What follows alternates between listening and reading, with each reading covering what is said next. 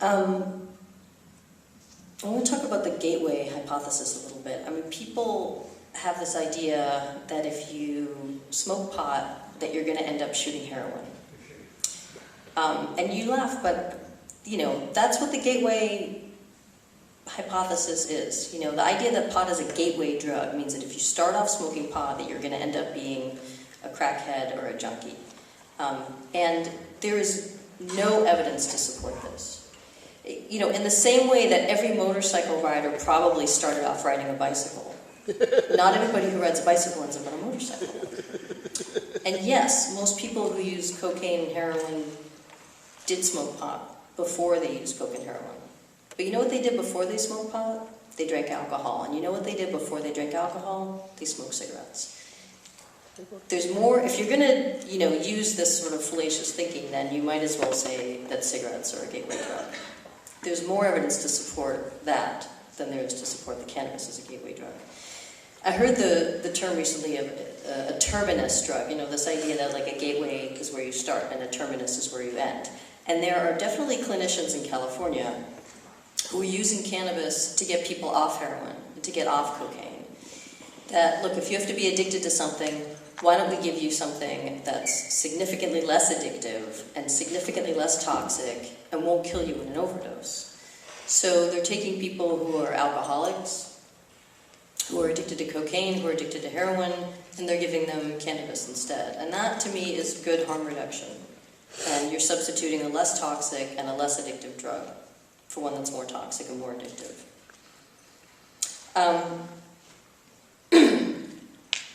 A couple things I wanted, you know, that Ethan mentioned that I wanted to touch on. One is that, you know, this is clearly a health policy issue, and whatever drugs we're going to choose to use, whether we're going to choose to smoke cigarettes or choose to drink alcohol or choose to have tall glasses of Coca-Cola or choose to smoke pot, this is a health policy issue.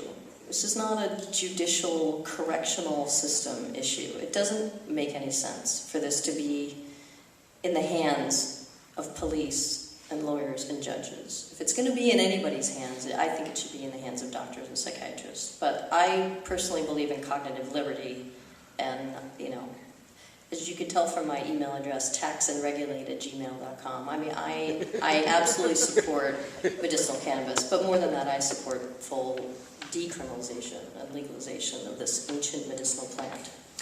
The other thing I wanted to mention is you're linking the gay rights movement and medicinal cannabis. And you know, one of the things that I really encourage people to do if you're in a position to do so is to out yourself as a pot smoker.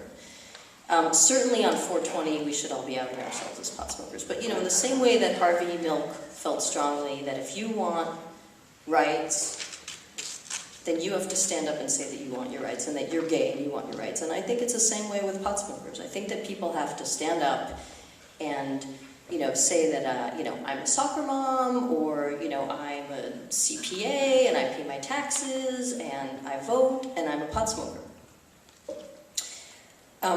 One last thing I'd like to mention is that I am a medical monitor for a research program looking at whether cannabis might be helpful in the treatment of post-traumatic stress disorder in veterans. And this is an FDA-approved study, but we haven't been able to get our research-grade cannabis because there is a monopoly going on with the National Institute of Drug Abuse, where, you know, our federal government says there's no proof that this is a medicine, so we have to keep it in Schedule 1. First of all, there are plenty of countries around the world that don't block research.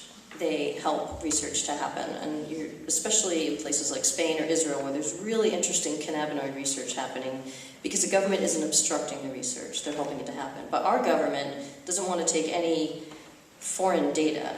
They want domestic data that says that cannabis is a medicine. However, they're totally preventing that research from happening. I'm available to answer questions for Q&A, and I look forward to speaking with you more then. Thanks very much.